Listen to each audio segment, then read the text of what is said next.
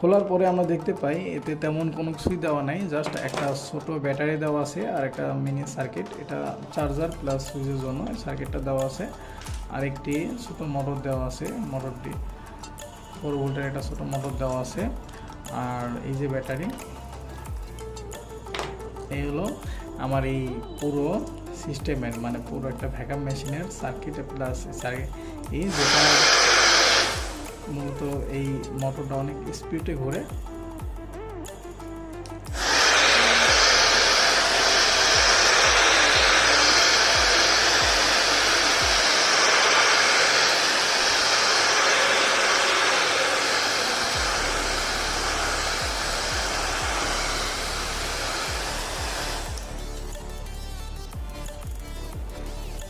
এই ছিল আমার ভ্যাকুয়াম মেশিনের পুরো টেয়ার ডাউন।